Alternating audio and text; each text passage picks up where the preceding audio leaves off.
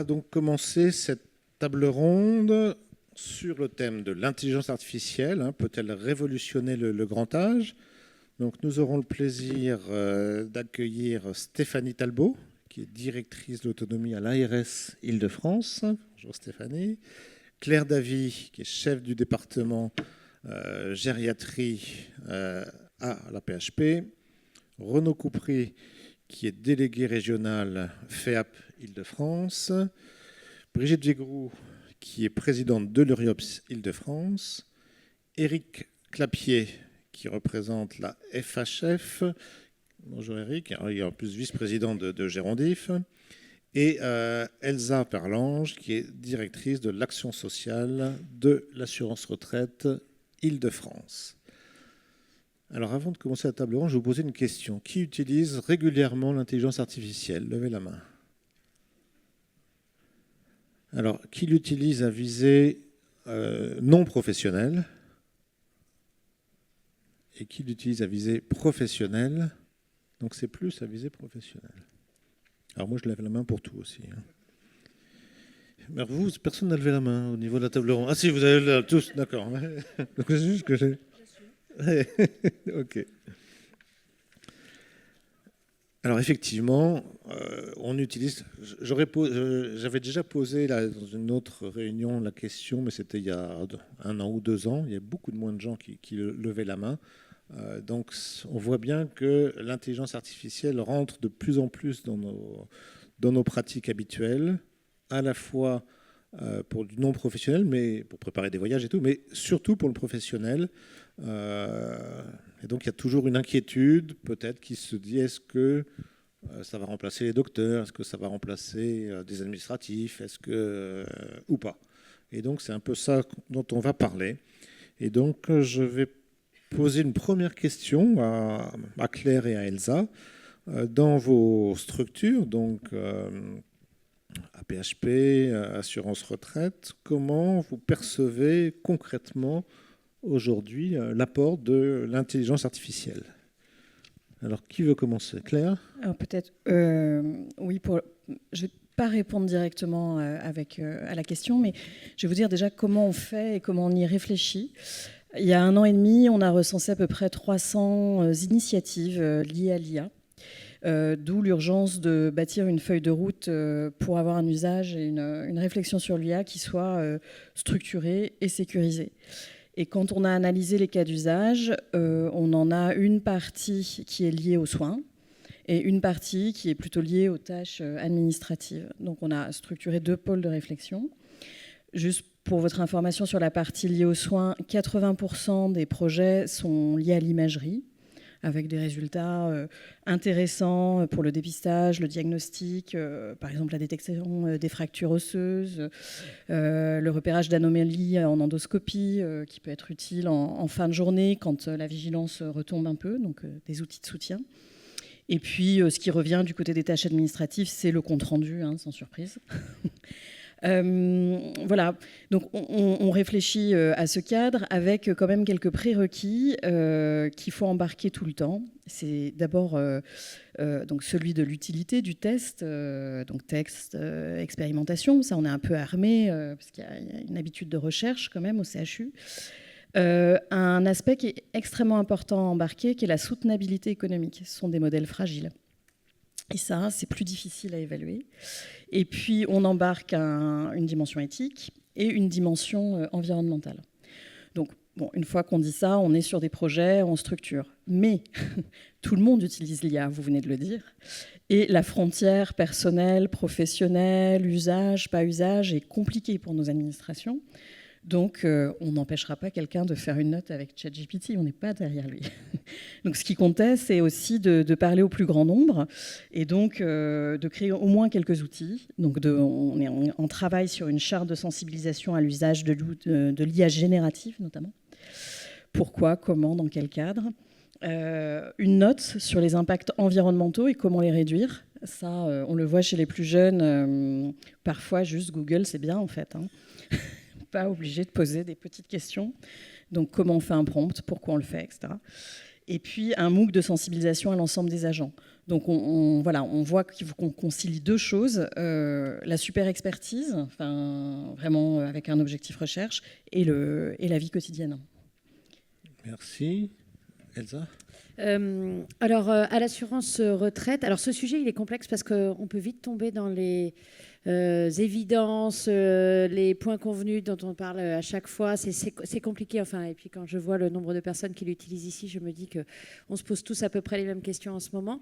Moi, j'ai l'impression d'être soumise à deux forces contraires. C'est-à-dire que d'un côté, on a la réalité des besoins, l'émergence de cas d'usage et la réalité de l'utilisation par nos collaborateurs. On a fait récemment une enquête au sein de l'équipe. En fait, quand bien même on voudrait qu'ils respectent toutes les règles avant de l'utiliser, ils l'utilisent déjà, et bien en dehors des outils qui sont préconisés par l'assurance retraite, puisqu'aujourd'hui, nous, on a un outil qui s'appelle Copilot, qui est associé à la suite Office, en version gratuite. Et on voit bien que comme l'outil ne suffit pas, les collaborateurs sortent de cet outil-là. Et donc là, on a tout un champ, vous voyez, qui s'ouvre sur la question éthique, protection des données, la question environnementale.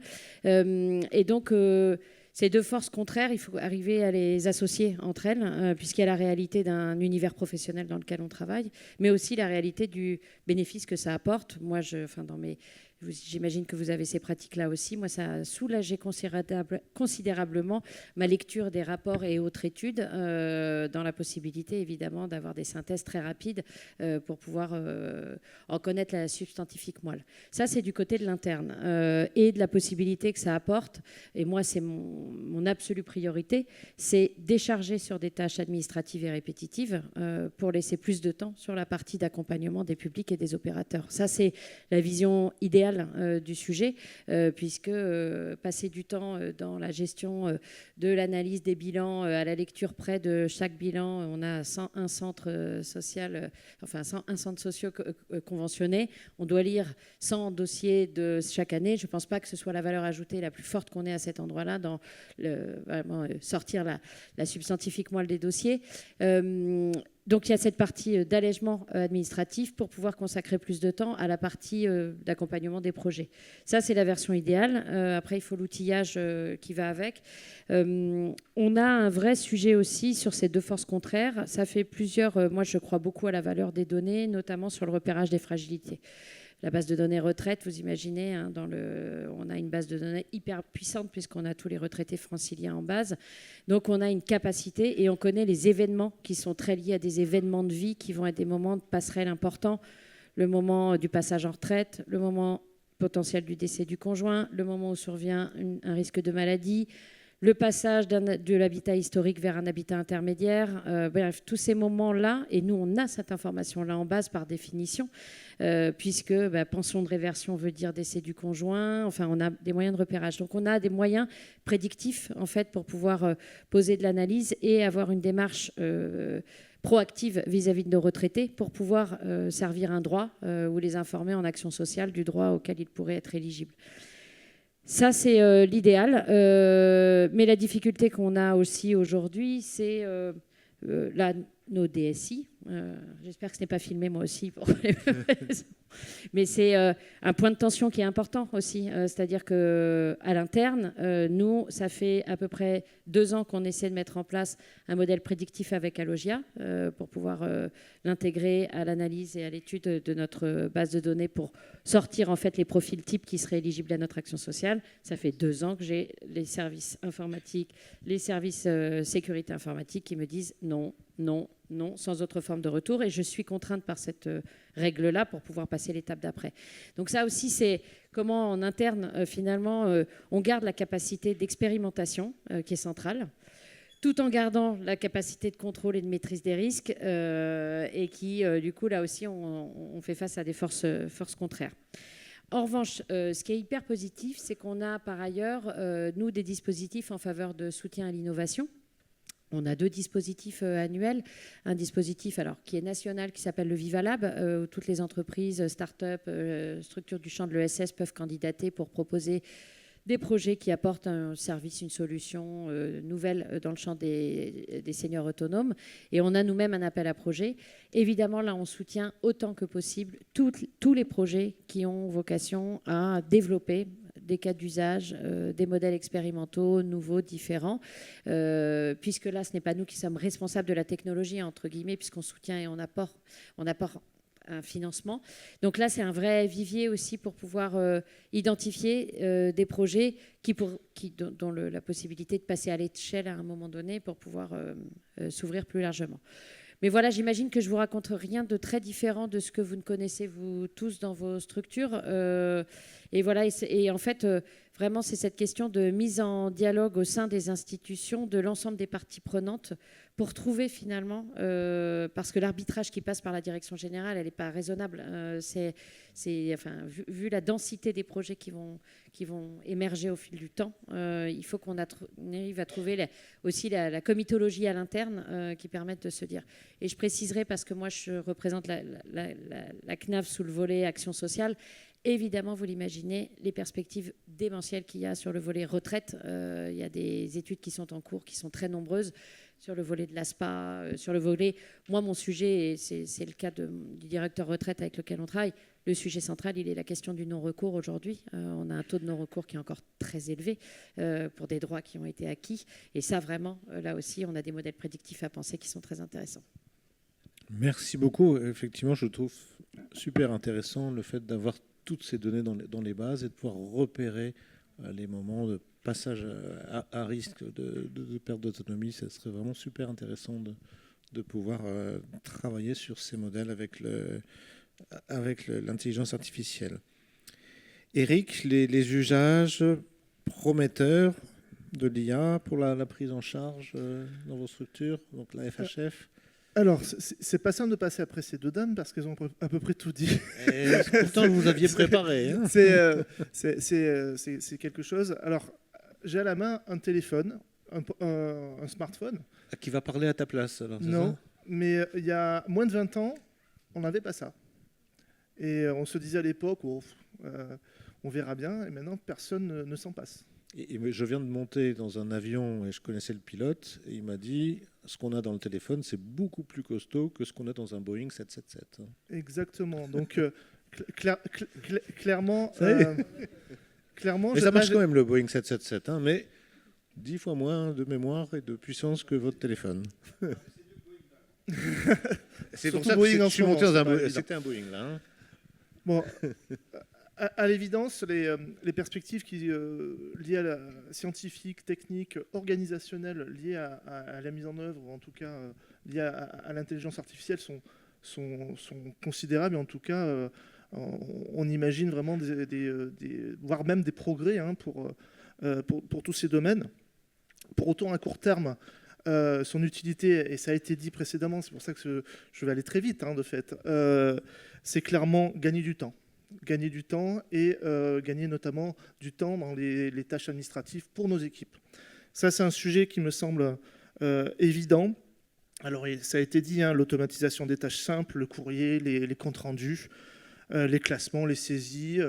Les plannings, l'optimisation des plannings, parce que moi j'ai une pensée pour tous les cadres dans les hôpitaux et les établissements médico-sociaux qui passent leur temps, leur vie à remplir des plannings et qui parfois se détournent de ce métier à cause de ça.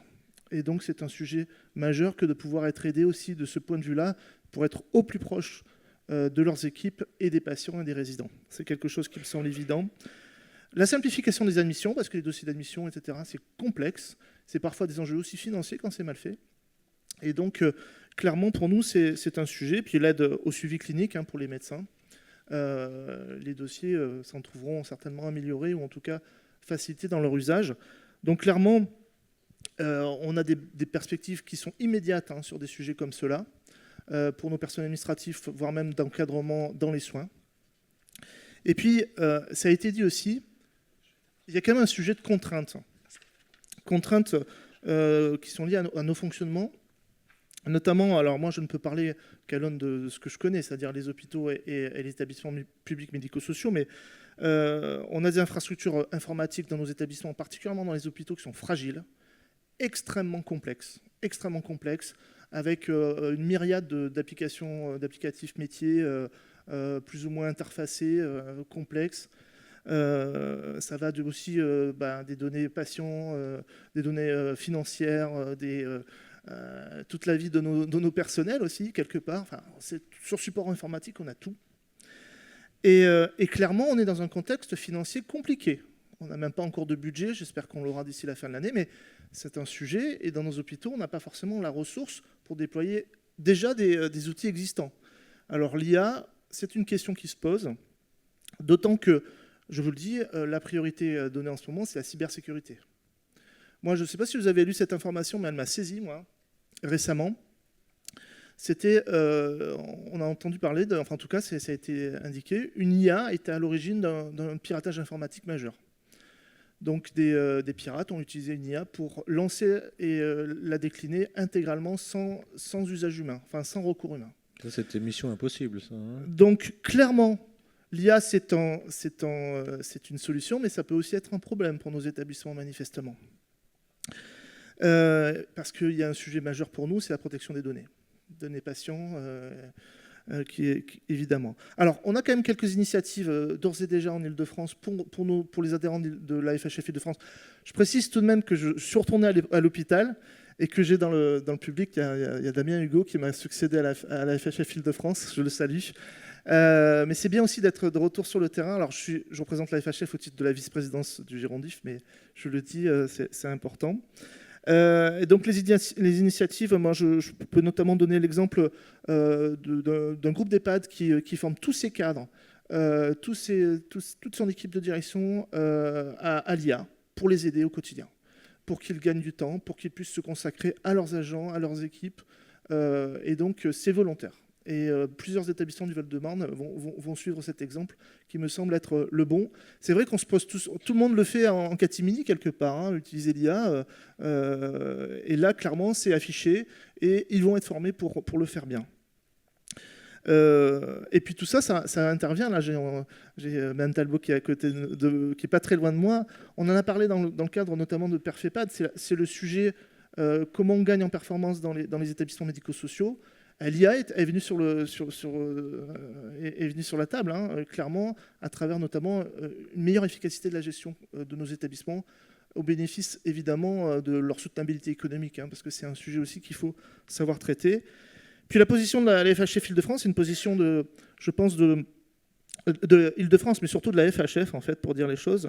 C'est une position de soutien au développement de l'IA comme levier d'amélioration du service public, mais pour autant dans une logique de déploiement éthique et maîtrisé. Moi, j'avais juste 2-3 sujets que je voulais aborder en forme de digression, mais j'ai quand même une représentante de la retraite, notamment. L'ensemble de notre système de protection sociale et de la santé repose sur un financement basé sur le travail, sur les cotisations liées au travail. Or, on commence à percevoir dans un certain nombre de pays, notamment les États-Unis, où il commence à y avoir une crise de l'emploi liée à l'IA. Donc ça va être peut-être un sujet aussi de financement de notre système, parce qu'il repose beaucoup sur le travail et comment on va redistribuer la richesse liée à l'IA autrement pour financer aussi notre système de protection de santé. Et l'idée aussi, et je pense que c'est une conception éthique qu'on a tous autour de la table, c'est d'aider nos équipes et pas de les remplacer.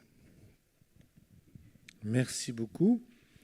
Maintenant, on va parler un petit peu de comment l'IA pourrait contribuer à mieux coordonner le parcours ville-hôpital, médico-social. Et donc, je vais demander à Stéphanie Talbot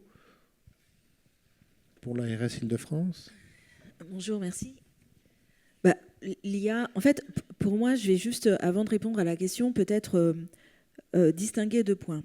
Tout à l'heure, dans votre introduction, dans vos propos introductifs, vous avez montré en quoi l'IA pouvait aider le parcours, toutes les innovations sur l'échographie cardiaque, sur toutes ces innovations. Et Claire, tout à l'heure, nous disait combien c'était important dans l'imagerie. Il y a vraiment des grands progrès en termes de prévention des maladies, réalisation des diagnostics, etc. Mais pour moi, en fait, il y a 2 sujets. Il y a l'IA que tout le monde utilise, ChatGPT, Copilot, qui est une IA générative, mais surtout généraliste. Et puis l'IA qui est embarquée dans nos modèles, dans nos logiciels internes, et qui va travailler pour nous, et c'est ça, enfin, et qui est la vraie révolution de demain, à mon sens. Et aujourd'hui, donc, quand on regarde, sauf qu'aujourd'hui, en fait, cette IA embarquée dans nos systèmes, qui sont très fragiles par rapport à la cybersécurité. On voit combien, hier, l'Internet mondial était en panne sur la moitié de la planète. Qu'est-ce qu'on fait quand on n'a plus ça veut dire qu'on est démunis. Et quand on regarde, parce que quand on parle parcours ville, hôpital, médico-social, ça veut dire aussi, évidemment que l'IA va certainement amener plein de progrès sur le partage des données médicales, sur la meilleure coordination, sur tous ces points. Mais en réalité, aujourd'hui, quand l'IA que vous avez présentée, elle se fait surtout dans le domaine hospitalier, où il y a, même si Eric va dire qu'il n'y a plus d'argent, voilà, il y a quand même, ça va être les caisses, parce qu'on peut le développer, on a les ressources humaines pour développer. Mais moi, je pose la question, est-ce que quand on va, nous, on contrôle beaucoup et on va beaucoup dans les établissements médico-sociaux, déjà, remplir un dossier médical dans NetSoin, on voit bien qu'aujourd'hui, ça ne se fait pas. Alors peut-être que l'IA va permettre de faciliter le remplissage du dossier médical, qu'on va pouvoir... Mais il y a quand même cette question. J'ai regardé, là, il existe le baromètre de l'usage de ChatGPT. Bon, ChatGPT ou Copilot, c'est la même chose de l'IA généraliste dans le monde de la santé. Il est sorti avant-hier ou quelque chose comme ça. Un professionnel de santé sur 2 déclare utiliser l'IA dans son usage professionnel. Mais 81% des soignants. Donc il y a bien déjà, l'IA, c'est pas tout le monde qui l'utilise. Et l'accompagnateur de base aujourd'hui ne l'utilise pas. Ou pas encore. Et par ailleurs, sur ce baromètre, 94% des soignants se disent non satisfaits des réponses. Et dans les demandes qu'ils formulent sur comment améliorer, ils s'interrogent sur la validation scientifique de la réponse qui leur est donnée. Aujourd'hui, il y a énormément d'erreurs. Il faut garder cette question, ce recul par rapport aux données aux réponses de l'IA. Pour avoir ce recul, il faut encore utiliser ses compétences, les développer, continuer à les développer, être toujours au fait des innovations en santé, de la recherche, etc. 65% sont très inquiets sur la transparence des sources et sur l'explicabilité des résultats. Oui, ils ont un résultat, mais encore faut-il pouvoir l'expliquer aux patients. Pourquoi, voilà. Ça veut dire quoi ? Parce que sans explication, il n'y a pas de compréhension. Sans compréhension, il n'y a pas d'acceptabilité aux soins. Et pour moi, c'est un des sujets. Bon, évidemment, il y a la question du secret médical. Quand on balance ces informations des dossiers médicaux, on nous dit copilote, c'est sécurisé, français, etc. Puis même si c'était français, en fait, c'est censé être... le secret médical, il est absolu. Et puis, il y a la question de la dépendance à l'outil. Voilà.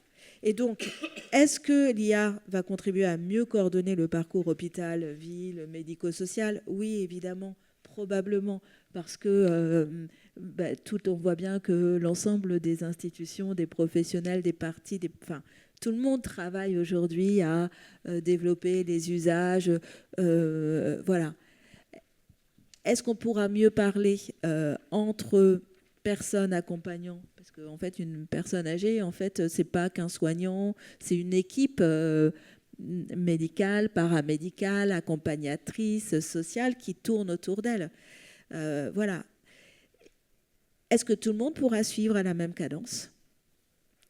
Et comment faire en sorte que ça se fasse selon une éthique ? La question de l'éthique, qu'est-ce qui est acceptable et qu'est-ce qui ne l'est pas. Voilà. Donc oui, évidemment, ça, mais comment, je suis pas là, moi j'utilise ChatGPT pour faire des comptes rendus, rédiger des discours, faire des choses quand même assez basiques et sans aucun, enfin voilà. Voilà. Là, il était écrit à la main, son discours, donc c'est pas ChatGPT. Ça c'est à la main. Ouais, c'est joué. Merci beaucoup. C'est vrai que ce que vous avez dit est vraiment très important. Il y a quand même plein d'erreurs. C'est que ça s'appelle les hallucinations. Ils ont pris un terme médical. Il y a vraiment des erreurs. Moi, je lui ai demandé, donne-moi les articles écrits par un bonhomme qui s'appelle Olivier Hanon. Et il a mis des articles que je n'avais jamais écrits. Donc quand même, il faut le faire. Donc tout était, enfin, la moitié était faux. Un truc basique comme ça. Une fois, on était avec Gérondif, on devait voir des représentants du ministère de Singapour, vous vous rappelez de ça? Puis juste avant le topo, je me suis dit, je vais quand même regarder l'espérance de vie à Singapour pour comparer avec la France. ChatGPT me donne quelque chose, je le dis, c'était n'importe quoi. Donc j'avais l'air d'un... Bon. Donc il faut quand même faire gaffe, il faut vérifier vos sources quand parce qu'il y a quand même plein d'erreurs et c'est quand même toute la difficulté. Et je pense qu'il faut continuer à réfléchir. Et c'est un outil d'aide, mais ça ne doit pas du tout être remplacé, ça ne doit pas nous remplacer. Et il faut toujours continuer à réfléchir et à se poser les questions sur la pertinence de la réponse. Alors on va continuer sur les questions. Sur la question maintenant des formations, de l'accompagnement des professionnels justement à l'IA. Et donc Brigitte Virgroux et Renaud Coupry vont répondre à cette question. D'abord, Brigitte. Bonjour à toutes et à tous. Alors moi, je suis l'exemple de l'handicapé numérique. Voilà, donc j'avoue, IA, tout ça, ça va, c'est pas pour moi. Si, potentiellement, évidemment, je vois bien les avantages, mais voilà, j'y suis pas. J'y suis pas et j'ai plus de 65 ans. Donc je suis parmi le potentiel des publics que cerne Gérondif. Donc mettez-vous à la place des plus de 65 ans aujourd'hui, etc. Et il faut quand même bien penser à l'usage effectivement de l'IA par les personnes âgées ou leurs aidants, et pas seulement par les professionnels, parce que voilà, c'est quand même un sujet de société aussi. Alors, sur le sujet de la formation et de l'accompagnement, je voudrais rappeler quand même le contexte de notre belle région, avec des taux d'équipement actuels insuffisants en EHPAD, en SAD, une perte d'autonomie croissante de la population, une baisse du nombre de professionnels, dont des médecins, moins d'aidants, une situation financière pas au top. Et donc, je voudrais poser la question, donc, de l'IA va-t-elle servir à l'amélioration des conditions de vie et au bien-être des personnes âgées, et de plus en plus âgées et de plus en plus dépendantes, ou être une solution pour compenser le manque d'humains ? Sachant que, si j'ai bien compris les règles de 3, avec ce que vous nous avez annoncé sur le nombre de personnes âgées demain et après-demain, voilà, il va y avoir un risque peut-être de choix. Il ne faudra pas faire ce choix. Il faudra effectivement qu'on fasse à la fois, donc qu'on ait à la fois l'objectif du bien-être des personnes et l'objectif effectivement de l'aide aux professionnels, mais pas du remplacement. Voilà. Alors sur l'accompagnement, donc je vais redire un peu ce qu'ont dit mes collègues. On est vraiment au balbutiement donc de l'utilisation de l'IA dans le secteur, et qu'il faut effectivement bien sûr associer tous ces sujets aux questions de cybersécurité et de RGPD, donc la gestion des données personnelles. On fait le constat qu'il y a peu d'appropriation dans le secteur social et médico-social, à la différence du sanitaire. Alors on sait toujours que le social et médico-social s'inspire du sanitaire, donc le sanitaire, merci, et continuez à travailler pour qu'on puisse s'inspirer de vos bonnes initiatives. Mais bon, ce serait quand même bien aussi que par rapport à nos usages propres, on puisse avoir un accompagnement qui permette d'écouter les besoins de notre secteur et qu'on se dote des outils adaptés. On a aussi peu de retours aujourd'hui sur l'impact sur les bénéficiaires, donc de l'utilisation de l'IA. On en a parlé dans les usages qu'on observe actuellement. Mais on observe quand même des intérêts théoriques sur le sujet. Donc même moi, donc handicapée numérique, voilà, je suis intéressée par le développement de ces outils. Je voudrais donc dire effectivement qu'il faut bien sûr accompagner les professionnels et associer les personnes et les aidants à la compréhension de ce dont on parle. Intelligence, qu'est-ce que c'est? Artificiel, qu'est-ce que c'est? Génératif, qu'est-ce que c'est? Je vous laisse répondre, moi. Bon. Mais voilà, c'est un sujet de société, un sujet qui concerne tout le monde. Il faut que tout le monde sache de quoi on parle. Deuxième chose, il faut identifier les enjeux et les limites. Jusqu'où ça peut aller, qu'est-ce que ça peut faire, qu'est-ce que ça ne peut pas faire. Il faut co-construire des propositions de solutions avec les personnes, voire avec les développeurs. Il faut qu'on crée un écosystème aussi avec les inventeurs de solutions.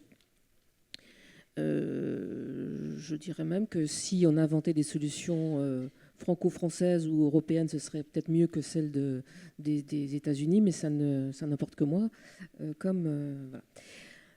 Ça, c'est sur la... Et puis, il faut aussi qu'on conserve la possibilité de faire des choix et d'avoir l'esprit critique sur les usages de l'IA. On l'a déjà dit. Sur la formation, alors là, je suis allée regarder qui fait quoi. Bon, la HAS et la NAP sont quand même nos repères. Donc, la HAS et la NAP ont sorti des guides ou commencent à faire des journées, mais en octobre-novembre 2025. Donc, ils sont aussi eux-mêmes dans le démarrage de l'appropriation, donc des accompagnements et des formations sur le sujet. Alors n'hésitez pas à aller regarder ce qu'ils font.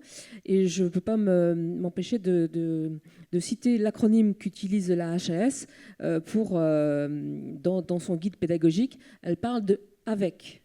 Alors AVEC pour apprendre, vérifier, estimer, communiquer. Je pense que ce sont des bonnes bases, effectivement, théoriques et pratiques pour former et accompagner. Donc apprendre, le professionnel s'approprie le fonctionnement et l'utilisation de l'IA générative. Il vérifie, donc c'est-à-dire qu'il est attentif à la pertinence de son usage, à la qualité de sa requête, on vient de le dire tout à l'heure, et au contrôle du contenu généré. Mais le professeur Anon, il est très fort pour ça, il a testé et on voit bien effectivement qu'il faut cette partie contrôle. Le E, c'est estimer, donc le professionnel analyse au cours du temps la qualité et l'adéquation aux besoins du système d'IA générative et ensuite communiquer, il échange avec son écosystème dans une démarche d'amélioration continue. Toutes ces formations sont aussi en lien avec ce que l'Union européenne a édité l'année dernière, en 2024, un IA Act, donc qui doit être décliné en France et qui doit effectivement permettre de mieux structurer toute la déclinaison donc, de l'appropriation des IA en France. Je termine sur la délégation au numérique en santé, qui commence aussi à une stratégie ministérielle sur l'intelligence artificielle avec plusieurs volets, dont un volet formation, mais pas seulement, un volet aussi qui parle de la gouvernance de ce sujet, un sujet aussi qui parle de la cartographie annuelle des usages, qui devrait être publiée à partir de 2026, un sujet sur le partage des méthodes d'évaluation médico-économique, un sujet sur l'accompagnement réglementaire et donc sur la formation. Et sur la formation, donc, le ministère donc, va introduire dans les formations des professionnels de santé des modules complémentaires spécifiques à l'usage de l'IA. Et par exemple, le ministère compte pour mi-2027 introduire donc, dans la formation socle au numérique en santé des étudiants de santé donc un additif sur l'intelligence artificielle. Voilà, donc tout ce travail aussi de référentiel et de travail sur l'ensemble des professions va devoir intégrer donc, ces usages.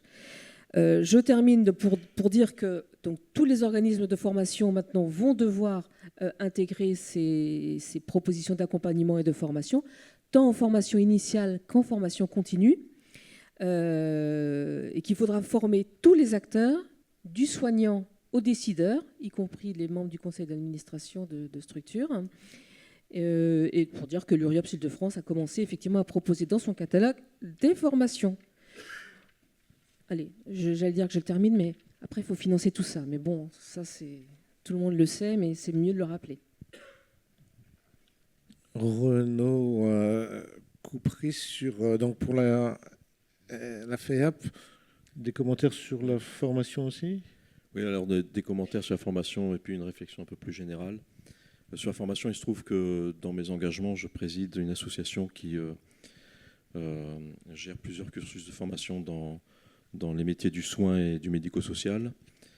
Et de toute évidence, l'innovation, et cette innovation de rupture très forte de l'IA, elle a besoin d'être intégrée dans les cursus avec intelligence pour que ça soit un outil utilisé à propos dans le quotidien des pratiques et de l'activité des professionnels.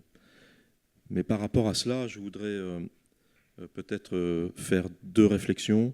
La première, c'est que dans le champ de l'autonomie, on est avec une grande part de professions peu qualifiées. Et donc l'usage des outils doit vraiment être abordé avec je dirais, toute la vigilance qui permettra à la fois pour le professionnel d'être aidé et de ne pas être mis à l'écart. Je pense que avec toutes les réflexions qu'on peut avoir sur la place, notamment des EHPAD, dans l'économie du grand âge, en fait, on peut avoir beaucoup de critiques, on peut avoir aussi des satisfactions. Ça a été un gisement d'emploi important pour des professionnels peu qualifiés.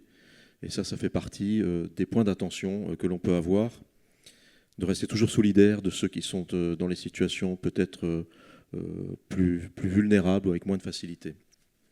L'autre chose, c'est, comme le soulignait Éric Lapierre tout à l'heure, c'est la question des systèmes d'information. C'est qu'aujourd'hui, dans le système de la santé au sens large, au propos qu'on espère que le grand âge fasse encore partie du système de la santé, les systèmes d'information sont fragiles. Et les systèmes d'information ont besoin d'être vraiment consolidés. Et pour les équipes, cette solidité du système d'information est vraiment importante, et cette pratique du numérique. L'autre élément de réflexion que je voudrais évoquer, qui a déjà été aussi abordé par l'un ou l'autre, c'est le temps libéré. De toute évidence, c'est une innovation de rupture.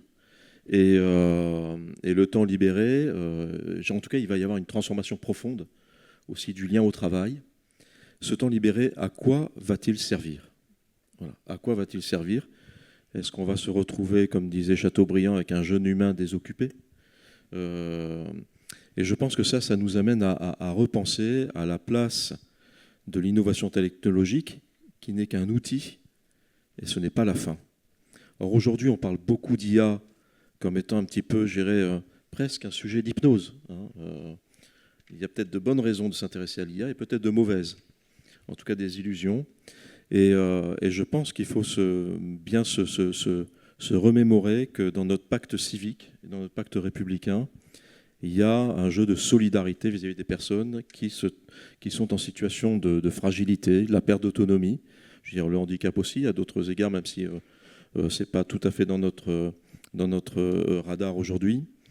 Et je pense qu'il y a cette question de l'utilisation du temps libéré. Alors pourquoi ? Parce que ce temps libéré peut servir à répondre probablement à la plus grande aspiration des personnes fragiles, c'est-à-dire l'accompagnement et la proximité humaine. C'est la priorité. Je veux dire, je pense que même certaines personnes préféreraient mourir plus jeunes, mais moins seules, plutôt que de vieillir plus longtemps et seules. Voilà, donc cette question de la présence humaine est vraiment un enjeu d'éthique, comme le disait Stéphanie Talbot tout à l'heure. Et je voudrais par rapport à cela aussi évoquer un autre point, c'est que quand il y a eu toutes les enquêtes parlementaires, les auditions parlementaires autour du scandale Orpea, l'un des plus grands dirigeants d'Orpea a dit qu'il réfutait en fait l'idée que Orpea était un système conçu pour de la maltraitance, mais que la logique de rationalité avait été poussée le plus loin possible. Rationalité, raison, ouais. Et je me dis que finalement, sans jouer les giscardiens, la raison sans le cœur, il y a un déséquilibre. Et dans tous les processus dans lesquels la raison a pris le dessus sur les considérations humaines, il y a eu des déséquilibres, voire des déséquilibres très, très graves. Et à l'inverse, quand l'humain prend trop sa place et qu'on ne met pas aussi un peu de raison, il peut y avoir de grands déséquilibres.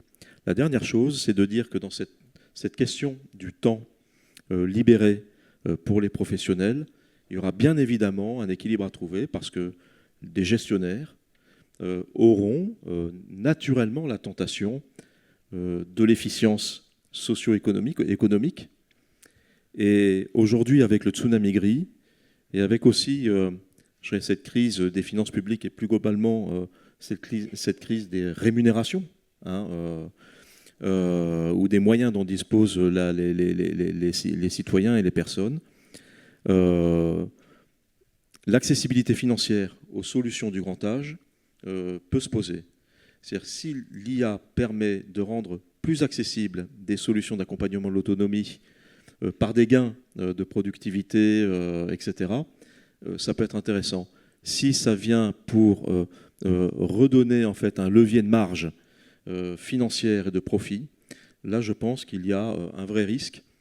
Et dans le privé solidaire, donc au sein de la FEAP, cette question du juste équilibre entre une saine gestion et puis la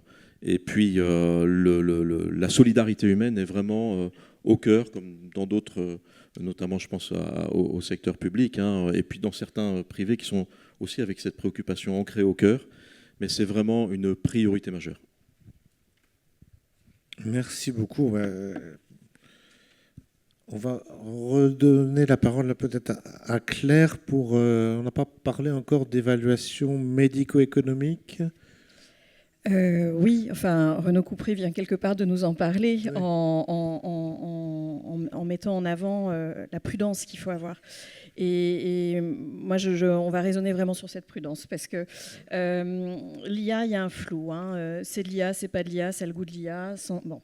Donc déjà, beaucoup de produits annoncés comme de l'IA qui n'en sont pas.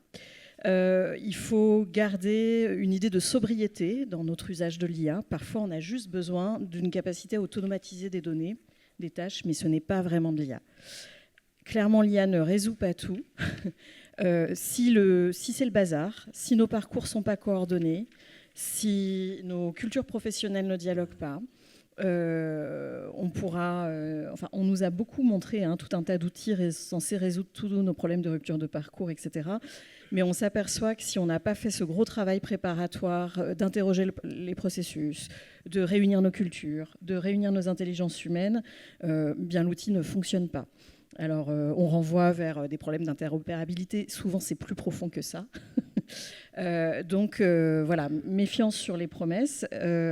Ça passe par une vraie conduite du changement. Et puis, de le redire, il faut une très forte exigence dans l'évaluation médico-économique, dans le sens où on a parfois, nous, là, dans les premiers cas d'usage qu'on a, du mal à en déterminer la plus-value. On se pose cette exigence-là du ROI dans le langage, mais sur le plan organisationnel, c'est souvent difficile à mesurer. Ce que vous évoquiez du temps libéré, pas temps libéré. Sur la propriété des outils, souvent on nous amène des solutions d'abord gratuites et puis tout d'un coup elles deviennent payantes. Sur l'effet de substitution, nous on l'a vécu avec un outil de détection aux urgences des fractures osseuses qui a été amené gratuitement à titre expérimental. Tout le monde s'y est bien habitué, puis au bout de 3 ans, il fallait payer. Et puis finalement, quand on fait un gros travail, ça ne remplace pas du tout les radiologues. Et c'est un coût en plus, avec peut-être au niveau clinique une petite efficacité, mais pas tant que ça. Moi, ça me fait un peu penser à l'engouement sur les thérapies innovantes. Qui ont un petit côté miracle pour les familles. J'étais aux journées d'études sur le polyhandicap hier, qui utilisent ces thérapies, mais avec des critères très stricts, qui a eu ce besoin de se réunir souvent. Et donc, c'est vrai que, voilà, donc, ça pose énormément de questions. Et donc on a une culture du bénéfice-risque quand même, voilà, en médecine. Donc on doit être capable de ces exigences-là.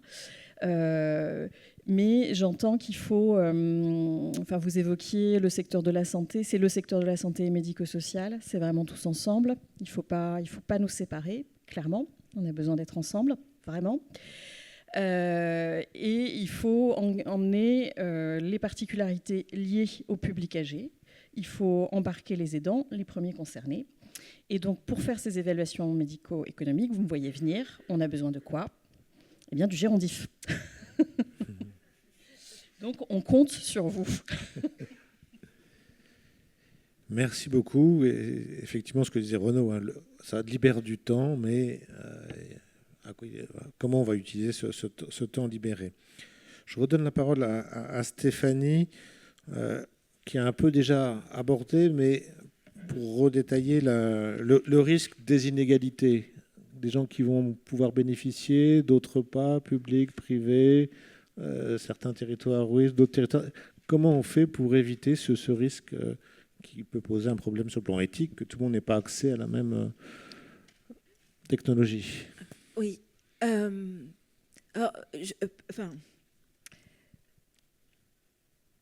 Peut-être, moi j'ai juste, avant de répondre à votre question, professeur, revenir au titre de cette table ronde. L'intelligence artificielle peut-elle révolutionner le grand âge ? Et en fait, tous autour dans cette salle, tout le monde entend parler de l'intelligence artificielle. Alors, est-ce que c'est de l'intelligence artificielle, de la gestion, enfin de la donnée normale, etc. Et puis, jusqu'où elle va cette intelligence artificielle ? Est-ce que c'est un système informatique, ChatGPT, etc. Ou est-ce qu'on va aller jusqu'à l'automatisation ? Elle est déjà en marche, l'automatisation. Vous voyez aujourd'hui qu'il y a, par exemple, des JO olympiques avec... il y en a eu cette année au Japon où c'était que des machines. On voit qu'il y a des petits robots humanoïdes qui peuvent venir servir des personnes. Voilà.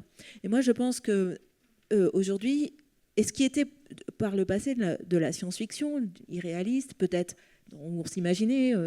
moi, j'ai commencé mes études, il y avait pas de téléphone portable, on était encore aux imprimantes aiguilles, on passait juste à Windows.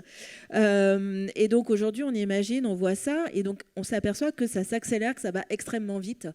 Et il faut toujours être vigilant à ce que ça ne nous dépasse pas. Et moi, j'ai vraiment cette crainte que ça nous dépasse. Et par ailleurs, il y a aussi ce mirage que l'intelligence artificielle pourrait révolutionner et pourrait sauver le secteur du grand âge. Vous avez expliqué les chiffres de vieillissement. Vous voyez la situation budgétaire économique dans laquelle est le pays. Une des solutions de facilité, c'est croire que le progrès va nous sauver malgré nous. Et qu'il n'y a pas besoin de programmer, d'investir dans ce secteur, dans la prise en charge de la personne âgée. De toute façon, en fait, ça va se faire naturellement. Peut-être avec des petits robots. Mais là, c'est là où est-ce qu'on veut être... un des grands mots de la personne, au-delà de la personne âgée, au-delà de ces mots physiques que les médecins soignaient, c'est l'isolement. Est-ce qu'on veut être gardé par un humanoïde, un petit robot qui viendrait vous faire votre cuisine, vous nettoyer, vous laver, vous faire vos diagnostics ? Jusqu'où on va dans cela ? Et voilà, il y a un besoin d'éthique, un besoin d'une charte, un besoin de se dire que des personnes concernées, des personnes, des philosophes, des soignants posent assez vite, à mon sens, les limites de qu'est-ce qui est acceptable, qu'est-ce qui est souhaitable, parce que ce n'est pas que des dangers, qu'est-ce qui est acceptable et qu'est-ce qui ne l'est pas. Jusqu'où faut-il aller ? Parce que sinon, on va s'apercevoir que cette intelligence nous aura dépassés malgré nous. Et qui décidera ensuite de ce que doit être l'humain ? Et il n'y a rien de plus profondément humain que de s'occuper des plus fragiles, personnes âgées, personnes handicapées, personnes précaires. Voilà. Et ça, c'est humain. Et je ne pense pas que l'intelligence artificielle, au bout du bout, aille jusque-là. Mais évidemment, je ne veux pas être trop négative, évidemment, il y a des efforts, il y a des progrès à en attendre, mais je pense qu'il faut très vite se poser les vraies questions qui sont qu'est-ce qui est acceptable, qu'est-ce qui ne l'est pas, jusqu'où on va. Elsa? Je me permets juste de rebondir parce qu'on évoquait tout à l'heure sur la notion des inégalités et là aussi les tensions contraires auxquelles on fait face. Nous, typiquement, on est en train de réfléchir, et moi j'aimerais qu'on le fasse au sein de mon comité de direction, être formé au Métaprompt. Donc vraiment, là, on fixe quelle bonne utilisation de quelle IA pour répondre à quels besoins, etc. Et en même temps, on finance des structures qui ont un ordinateur disponible pour tous les agents de la structure et qui nous disent, nous, on fait face à de l'électronisme plus de nos retraités. C'est-à-dire que là aussi, on voit dans les points de tension qui se mettent en place des écarts de situation qui sont difficiles à concilier. Et nous, c'est une demande qui nous est faite aussi par les structures qu'on finance. C'est à quel moment vous allez prendre en charge une partie des coûts qui sont associés au développement que ça pourrait envisager ou en tout cas aux besoins qui sont les nôtres. Ce n'est pas le rôle d'une résidence sociale ou d'un foyer de travailleurs migrants. Aujourd'hui, ce n'est pas son rôle, sa mission sociale, ce n'est pas celle-ci. Et donc, ça pose aussi des questions en tant que financeur de l'accès que vous allez donner pour ne pas créer en fait, une forteresse ou un royaume au sein duquel vous seriez plutôt en expertise, avec des collaborateurs formés, avec des gains de temps, des outils adaptés, et puis d'avoir vos opérateurs de terrain qui seraient en complet décalage par rapport à ça. Donc c'est aussi une discussion avec les fédérations franciliennes, etc. Mais c'est un vrai enjeu là aussi de coordination de l'ensemble des acteurs pour pouvoir atteindre un minimum cible. Et moi, juste pour rebondir, parce que je trouve que c'est important, moi, je pense que c'est comme, vous savez, quand on regarde un peu la façon dont les réactions se faisaient quand Internet est sorti, a émergé. En fait, l'idée de contrôler, au sens maîtriser l'ensemble des usages qui vont avoir lieu, moi, je pars aussi du principe que sur les innovations de rupture, si vous créez un contexte avec un contexte éthique partagé. Après, il faut être sur la base de la confiance aussi sur les usages. C'est-à-dire que c'est illusoire d'imaginer. Moi, je pense qu'aujourd'hui, certains de mes collaborateurs au quotidien ne l'utilisent pas selon les règles établies de la structure. Mais c'est aussi ça qui va nous faire avancer parce qu'ils nous font émerger aussi des cas d'usage qui nous poussent plus loin. Donc, je trouve que c'est là aussi une discipline à avoir face à soi-même. Soit on est dans l'hyper-contrôle et c'est illusoire, et ça va être beaucoup plus de la dissimulation d'actions, de projets, de cas d'usage, soit on est dans l'opportunité donnée de pouvoir faire émerger ces cas d'usage en dehors des règles établies dès lors qu'elles ne touchent pas aux règles RGPD et autres sujets centraux. Merci beaucoup. Alors le temps avance, donc je vous propose chacun de donner une petite phrase de conclusion, chacun son petit mot. Donc Renaud. Il n'était pas prêt. Alors, moi je voudrais donner d'abord... il y a un intellectuel du début du XXe siècle que j'aime bien, qui s'appelle Pierre Teilhard de Chardin, qui n'était pas paléontologue, et qui dit que voilà, dans le processus d'évolution de l'univers, il observe trois constantes, qui est une constante de convergence, de complexité et de conscience. La complexité, à travers l'IA, on voit à quel point il y a cette espèce de saut quantique qui se fait. Mais lui, il voit ces trois éléments comme étant indissociables. C'est-à-dire il y a aussi la convergence, c'est-à-dire le rapprochement à la fois des éléments, mais aussi des humains. Et puis la conscience, c'est une émergence aussi qui s'est faite progressivement, qui avance. Et voilà, je voudrais espérer que cet équilibre-là, on arrive à le préserver et rajouter aussi Esther Duflo, prix Nobel d'économie française, qui dit qu'on ne peut pas agir vers le bien commun sans associer l'action publique et celle des communs, c'est-à-dire des acteurs de terrain. Dire qu'en Ile-de-France, on a la chance, avec notamment le dialogue qui est entretenu entre les acteurs de terrain et l'Agence régionale de santé, de pouvoir vraiment réfléchir sur les progrès à faire en matière de politique d'autonomie.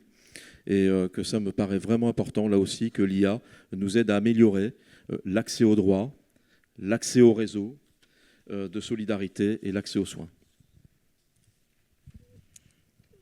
Vous, Brigitte, ouais, un petit mot. Un tout petit mot pour dire que moi je pense qu'il faut avancer ensemble, comme on a dit, qu'il faut réguler, qu'il faut analyser, comprendre ce qui se passe, en pensant toujours à l'intérêt général.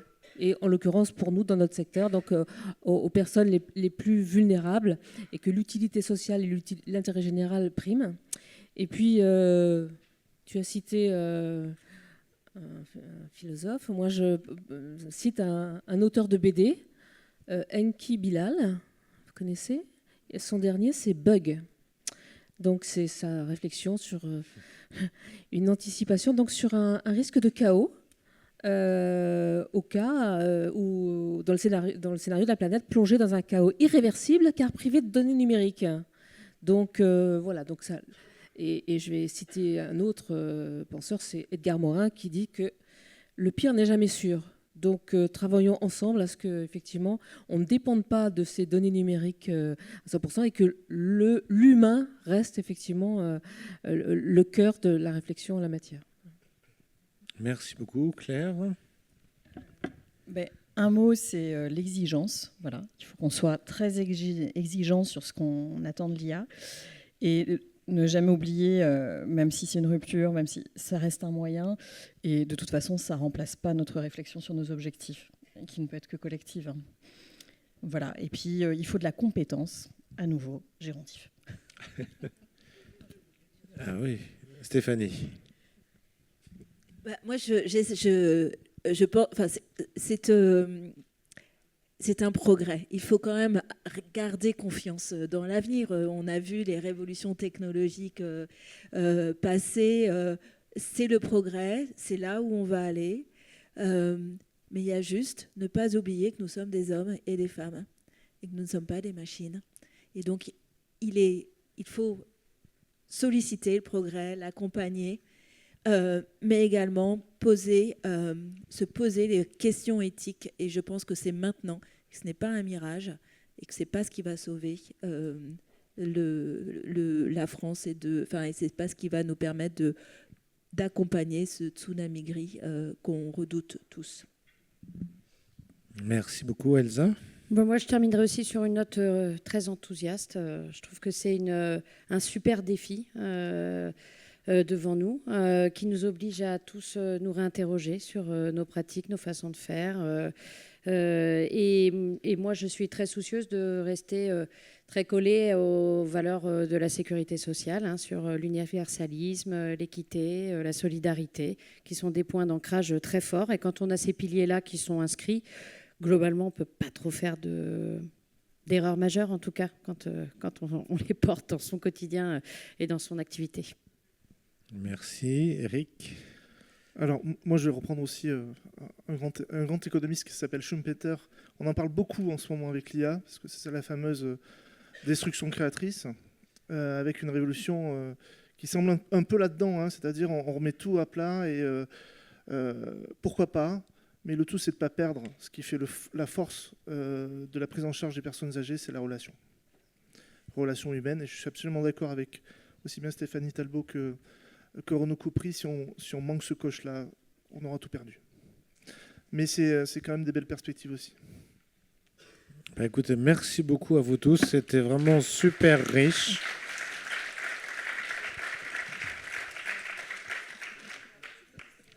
Alors, on a le droit d'avoir 2 questions de la salle, c'est ça?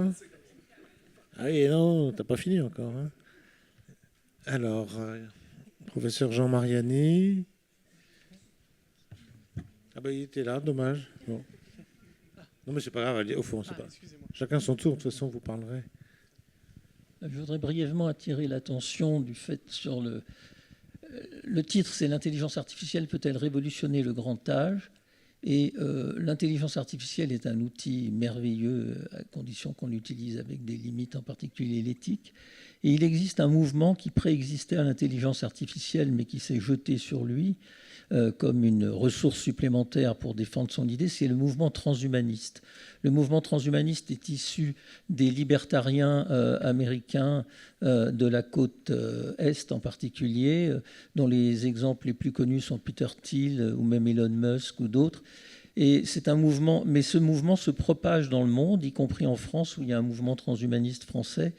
Et l'idée du transhumanisme, c'est que la convergence de toute une série de progrès comme la biologie du vieillissement, l'intelligence artificielle, etc., va permettre d'étendre considérablement l'espérance de vie des personnes âgées. Donc vous voyez qu'on revient à ça. Et il y a eu des propagateurs français qui ont publié des livres qui ont eu du succès, car ça correspond à un rêve de l'humanité depuis toujours, le rêve de l'éternelle jeunesse et le rêve de l'immortalité.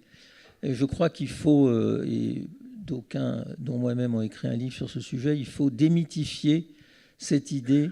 Et parce que cette idée, il vaut mieux se concentrer sur l'augmentation de l'espérance de vie en bonne santé, ce qui est une des indications, par exemple, de la communauté européenne, et la médecine par l'évidence-based médecine, la médecine sur la preuve, que sur ces illusions qui rebondissent avec l'IA, l'idée étant qu'on va pouvoir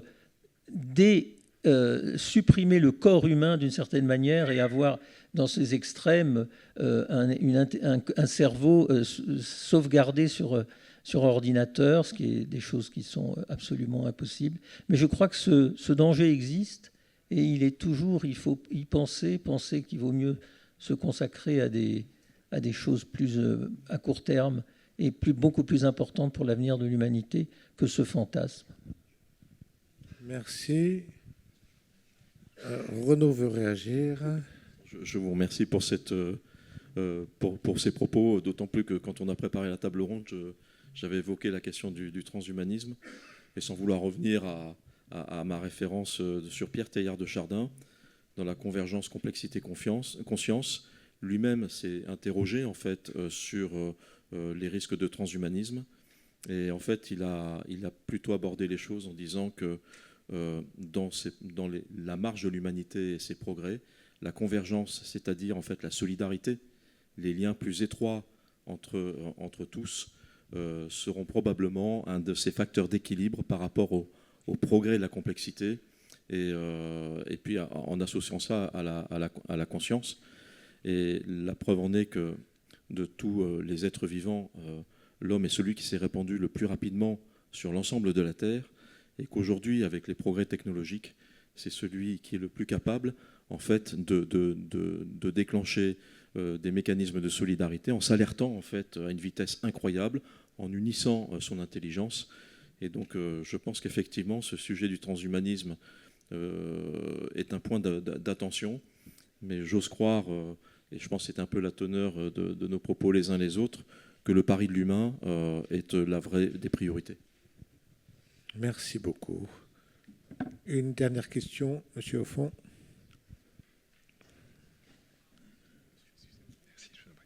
Oui, en fait, moi, je voudrais réagir. Nous parlons d'intelligence artificielle, mais c'est une mauvaise traduction. Il ne faut jamais oublier que c'est une très mauvaise traduction de l'anglais. Intelligence, ce n'est pas l'intelligence en anglais, c'est la connaissance. C'est la connaissance artificielle. Si elle est maîtrisée, accompagnée, ça peut être un outil d'épanouissement. Nous travaillons, je représente la société Trailvazor, nous luttons notamment contre la dénutrition des personnes qui sont en EHPAD ou hospitalisées. Lorsqu'un nutricien va traiter un patient, l'IA en fait 20. Cet outil va permettre d'éviter de la frustration de la part de ces professionnels de santé. Donc c'est quelque chose de formidable. Il ne faut pas oublier non plus une chose, c'est que l'IA est faite par des humains avec un des défauts de l'humain, c'est l'orgueil. L'IA ne va jamais vous dire « je ne sais pas ». Et c'est là où l'humain est important, c'est que l'humain, s'il est intelligent, s'il est cultivé, il peut dire « je ne sais pas, je vais chercher les bonnes réponses ». Donc il faut accompagner. Mais en fait, notre débat est extrêmement intéressant parce qu'il repose sur nos propres préjugés, sur nos propres expériences. Or, l'IA a pour essence, lorsqu'elle est vraiment vertueuse, d'avoir une connaissance sans préjugés. Et c'est ça ce qui est intéressant, c'est de pousser justement dans nos critères de recherche, d'accompagner l'IA dans cette notion, dans son essence la plus pure, pour qu'elle soit vraiment vertueuse. Eh bien, merci beaucoup. Je crois que l'IA, si vous lui demandez l'heure exacte, il dit « je ne sais pas », parce que comme ça bouge tout le temps, il n'est pas capable de répondre. Et je crois que c'est le seul cas où il répond « je ne sais pas » sur l'heure exacte. Merci à tous, c'était vraiment super riche. Et on va passer à la session d'après.